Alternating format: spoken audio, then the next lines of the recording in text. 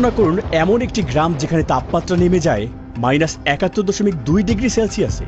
সেখানে মাত্র কয়েক মিনিট বাইরে থাকলেই হতে পারে ফ্রস্ট বাইট, অঙ্গহানি, এমনকি মৃত্যু। এটা কি ফ্রস্ট বাইট? ও হ্যাঁ। মাত্র 15 মিনিটের একটু বেশি সময় বাইরে থাকার পর আমার নাক সাদা হয়ে যায়, কোষের ভেতরে বরফ কণা জমতে শুরু করে আর টিস্যুগুলো মরতে শুরু করে। আর যদি 5 মিনিট বাইরে থাকতাম আমার নাকে টিস্যু স্থায়ীভাবে ক্ষতিগ্রস্ত হয়ে যেত। মানুষ যখন বাইরে নিঃশ্বাস ফেলে তখন মনে হয় পিছনে শুকনো ঘাসের শব্দ হচ্ছে। আসলে এটা হলো গরম নিঃশ্বাস বরফ কণায় পরিণত হওয়ার শব্দ।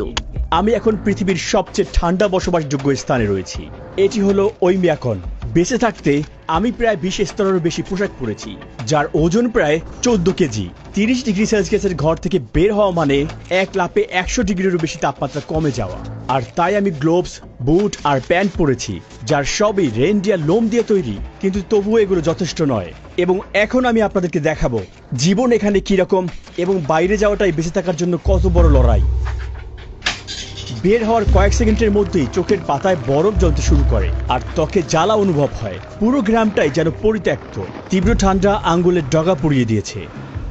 ঠান্ডা শুধু মানুষ বা বন্যপ্রাণীকেই প্রভাবিত করে না, এটা সব কিছুকেই থামিয়ে দেয়। ফোন ঠিকমতো কাজ করে না, হঠাৎ করে বন্ধ হয়ে যায়। বাইরে ফেলে রাখা গাড়ি কয়েক ঘন্টার মধ্যে জমে যায়। মাটি সবসময় বরফে ঢাকা থাকায় এখানে কোনো ফলমূল বা সবজি জন্মায় না। আমরা মস্কো থেকে প্লেনে উঠে 7 ঘন্টা পূর্ব দিকে উড়ে যাই ইয়াকুৎস্কে। সেখান থেকে শুরু হয় 18 ঘন্টার 900 কিলোমিটার দীর্ঘ সড়ক যাত্রা। এখন রাত 2টা। অবশেষে আমরা পৌঁছেছি পৃথিবীর সবচেয়ে ঠান্ডা গ্রামে। থার্মোমিটার দেখাচ্ছে -60.5 ডিগ্রি সেলসিয়াস।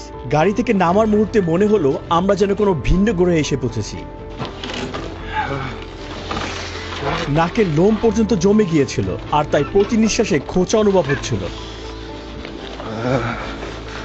শুষ্ক বাতাসে হঠাৎ করে প্রবল কাশি ওঠে, যেন থামছেই না।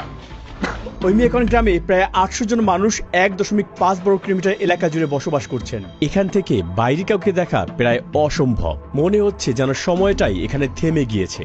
এখানে প্রচন্ড ঠান্ডা। প্রায় 15 মিনিট ধরে হাঁটছি। দেখতে পাচ্ছেন আমার বন্ধুর চোখের পাতাগুলো বরফে জমে আছে। এছাড়াও দেখতে পাচ্ছেন তার উপরের ঠোঁটে একটি বড় বরফের ফোঁটা জমে আছে।